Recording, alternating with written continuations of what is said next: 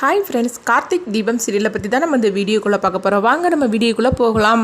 கார்த்தியை தான் காட்டுறாங்க. இப்போ ரேவதி வந்து காஃபி எடுத்துக்கொண்டு கார்த்திகிட்ட கொடுக்கவும் உடனே கார்த்தி கேட்குறாங்க, யாருக்காக அந்த காஃபி எடுத்துகிட்டு வந்திருக்கிறீங்க அப்படிங்கும்போது உங்களுக்காக தான் கொண்டு வந்து அப்படிங்கிறாங்க. என்னங்க காஃபியெல்லாம் கொண்டு தரீங்க, என்ன விஷயம் ஆச்சரியமாக இருக்குது அப்படிங்கும்போது, ஆமாம் எங்கள் அம்மாவோட உயிரை நீங்கள் காப்பாற்றிருக்கீங்களா அந்த சிவனாண்டிகிட்ட இருந்து, அதுக்காக தான் உங்களுக்கு ஏதாவது செய்யணும்னு எனக்கு தோணுச்சுது, சரி காஃபி போட்டு கொண்டு கொடுக்கலான்னு சொல்லிட்டு காஃபி எடுத்துகிட்டு வந்தேன் அப்படிங்கிறாங்க. இதை கேட்டதுமே காத்து சொல்கிறாங்க, என்னங்க உங்கள் அம்மாவோட உயிரை காப்பாற்றிருக்கிறேன், அதுக்காக ஒரு காஃபி தான் கொடுப்பீங்களா அப்படின்னு சொல்லி கேட்கும்போது உடனே ரேவதி சொல்கிறாங்க, இதுக்கு காஃபியாவது கொண்டு தந்தேன்னு நினச்சி நீங்கள் சந்தோஷப்பட்டுக்கிடணும் அப்படிங்கவும். அப்போ வந்து ரேவதி வந்து ஃபீல் பண்ண ஆரம்பிச்சிருந்தாங்க. எங்கள் அம்மாவை நான் என்னமோ நினச்சேன், ஆனால் அவங்களுக்குள்ளே இவ்வளோ பெரிய விஷயம் வந்து இருக்குங்கிறது எனக்கு இப்போ தான் புரிஞ்சுது. அவங்க மனசுக்குள்ளே எவ்வளோ பெரிய துக்கத்தை வந்து அவங்க மறைச்சி வச்சுக்கிட்டு அவங்க இந்த அளவுக்கு போல்டாக இருந்துகிட்ருக்குறாங்க. எங்கள் அம்மாவை எனக்கு ரொம்ப பிடிக்கும். இப்போ இந்த கதையெல்லாம் கேட்டதுக்கப்புறமா எனக்கு எங்கள் அம்மா ரொம்ப ரொம்ப பிடிக்க ஆரம்பிச்சிடுது.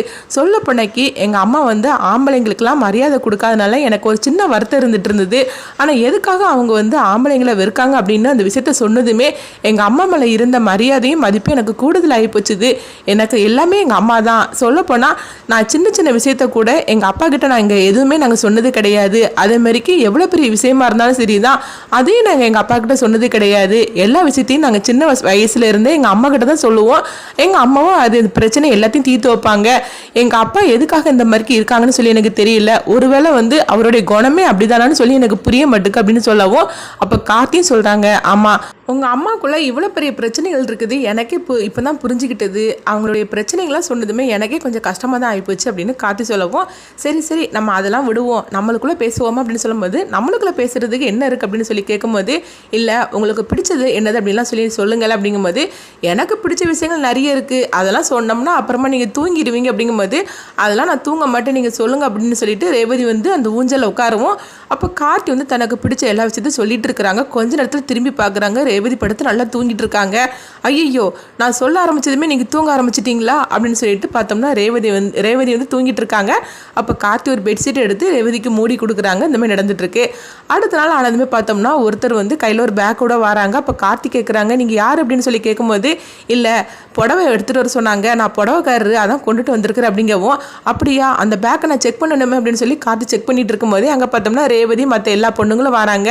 ஹலோ கொஞ்சம் வெயிட் பண்ணுங்க, நாங்கள் தான் புடவை எடுத்துகிட்டு சொன்னோம், அதுக்காக எந்த அளவுக்கா நீங்கள் வந்து செக் பண்ணிட்டு இருக்கீங்க, அதுவும் எங்களுக்கு ஃபேமிலி நீங்கள் வந்து பாடி கார்டெல்லாம் அப்படின்னு சொல்லும்போது, என்னது ஃபேமிலி பாடி கார்டா அப்படின்னு சொல்லும்போது, ஆமாம் ஃபேமிலி டாக்டரு ஃபேமிலி லாயர்னு இருக்காங்களா, ஃபேமிலி டாக்டர்னு இருக்காங்களா, அதே மாதிரிக்கு நீங்கள் எங்கள் குடும்பத்தையே காவல் காத்துட்டு இருக்கிறீங்களா, அதனால தான் இப்படி ஒரு பேர் சொன்னேன் அப்படிங்கவும் உடனே கார்த்தி இது வேறையா அப்படின்னு சொல்லி நினச்சிட்டு இருக்காங்க. அடுத்து பார்த்தோம்னா புடவைக்காரட்ட அவங்க புடவைலாம் எடுத்துகிட்டு இருக்கும்போது அப்போ கார்த்தி வந்து அவங்க தன்னுடைய அம்மா அப்படின்னு சொல்லிக்கிட்டு அவங்க ஃபோனில் பேசிகிட்டு இருக்கிறாங்க.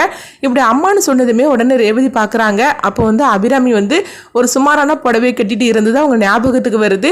உடனே பார்த்தோம்னா ஒரு 4-5 புடவையை ரேவதி எடுத்து வச்சுக்கிட்டு கார்த்திகிட்ட கேட்குறாங்க, அம்மாவுக்கு இந்த புடவை நல்லா இருக்குமான்னு சொல்லி கேட்கும்போது அப்போ கார்த்தி நினைக்கிறாங்க சாமுண்டி சிரிக்கு தான் கேட்குறாங்க அப்படின்னு சொல்லிட்டு புடவை நல்லா இருக்கு அப்படிங்கிறாங்க. உடனே பார்த்தோம்னா ரேவதி வந்து ஒரு 4-5 புடவையை அவங்க அபிராமிக்காக எடுக்கிறாங்க. அடுத்து பார்த்தோம்னா அந்த புடவையெல்லாம் எடுத்துகிட்டு ஒரு பேக்கில் எடுத்துகிட்டு கார்த்திகிட்ட வரவும், சரிக்கா வாங்க நம்ம கிளம்பலாம் அப்படிங்கும்போது, எங்கே கிளம்புறதுக்கு அப்படிங்கிறாங்க. ஆமாம் அந்த புடவையெல்லாம் உங்கள் அம்மாவுக்கு தானே எடுத்துருக்கிறேன், உங்கள் அம்மாட்ட கொண்டு கொடுக்கறதுக்காக தான் அப்படிங்கிறாங்க. என்னது எங்கள் அம்மாவுக்கு நீங்கள் புடவை எடுத்துருக்கிறீங்களா, உங்களை யார் எடுக்க சொன்ன அப்படின்னு கார்த்திக் கேட்கும்போது, ஆமாம் நான் புடவைலாம் எடுத்து வச்சுக்கிட்டு அம்மாவுக்கு நல்லா இருக்குமான்னு சொல்லி கேட்கும்போது நீங்களும் ஆமான்னு சொன்னீங்களா, அதனால தான் எடுத்து அப்படிங்கும்போது, நான் என்னமோ உங்கள் அம்மாவுக்கு தான் கேட்குறீங்கன்னு சொல்லிட்டு ஆமான்னு சொன்னேன், எங்கள் அம்மாவுக்குலாம் நீங்கள் புடவை எடுத்து கொடுக்க வேண்டாம் அப்படின்னு சொல்லும்போது, என்னங்க இந்த மாதிரிக்கு பேசிட்டு இருக்கிறீங்க, அன்னைக்கு உங்கள் அம்மா வந்து ஒரு சுமாரான ஒரு புடவை கட்டிட்டு இருந்தாங்க, அதை பார்க்கும்போது எனக்கு கஷ்டமாக இருந்து அதுக்காக தான் நான் புடவை வாங்கிட்டு வந்திருக்கேன், சொல்ல போனாக்கி இப்போ நீங்கள் அழைச்சிட்டு போகிறீங்களா இல்லை நானே போகட்டும் அப்படிங்கும்போது, ஐயோ நீங்கள் அப்படிலாம் போக வேண்டாம், நானே உங்களை கூட்டிகிட்டு போகிறேன், சரி எங்கள் அம்மா கிட்ட ஃபோன் பண்ணி சொல்லிடுது அப்படிங்கும்போது, ஆஹா உங்கள் அம்மா கிட்ட ஃபோன் பண்ணிலாம் சொல்லக்கூடாது, நம்ம சர்ப்ரைஸாக தான் போகணும் அப்படிங்கிறாங்க. இது கிட்டதுமே கார்த்தி அதிர்ச்சி அடைகிறாங்க. இப்போ என்ன பண்ணுறதுக்குன்னு ஒன்றுமே புரிய மாட்டேங்க அப்படின்னு சொல்லிட்டு கார்த்தி குழப்பத்தோடு இருந்துட்டு இருக்கிறாங்க. சரின்னு பார்த்தோம்னா கார்த்தியும் ரேவதியும் அவங்க காரில் வந்துட்டு இருக்கும்போது எப்படியாவது அம்மா கிட்ட இந்த விஷயத்த சொல்லணும் அப்படின்னு சொல்லி நினைக்கிறாங்க. அப்போ கார்த்தி சொல்கிறாங்க, என் ஃப்ரெண்டுக்கு நான் ஒரு ஃபோன் பேசிட்டு வந்துடுது அப்படின்னு சொல்லிட்டு காரை நிறுத்திக்கிட்டு பார்த்தோம்னா அவங்க தனியாக போய் அவங்க அபிராமிக்கு ஃபோன் பண்ணுறாங்க.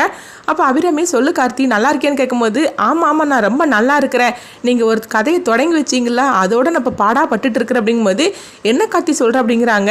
ஆமாம் ரேவதி உங்களுக்காக புடவை வாங்கிட்டு வந்திருக்கிறா, அவங்ககிட்ட கொடுக்கணும்னு சொல்லி அவள் எடுத்துகிட்டு வந்துட்டு இருக்கிறா அப்படிங்கவும் இது கேட்டதுமே அவங்க ரொம்ப சந்தோஷப்பட ஆரம்பிச்சிருந்தாங்க. என்னம்மா சந்தோஷப்பட்டுட்டு இருக்கிறீங்களா, உங்கள் அண்ணன் பொண்ணு உங்களுக்கு புடவை எடுத்துகிட்டு வந்திருக்கான்னு, ஆனால் நான் எவ்வளோ கஷ்டப்பட்டுட்டு இருக்கேன்னு எனக்குலாம் தெரியும் அப்படிங்கிறாங்க. இப்போ உங்களை பார்க்க வரணும்னு சொல்லிட்டு என் கூட தான் வந்துட்டு இருக்கிறா, இப்போ காரில் உட்கார வச்சுக்கிட்டு நான் போய் சொல்லி நான் என் ஃப்ரெண்டுக்கு பேச போகிறேன்னு சொல்லிட்டு நான் வந்திருக்கிறேன் அப்படிங்கிறாங்க.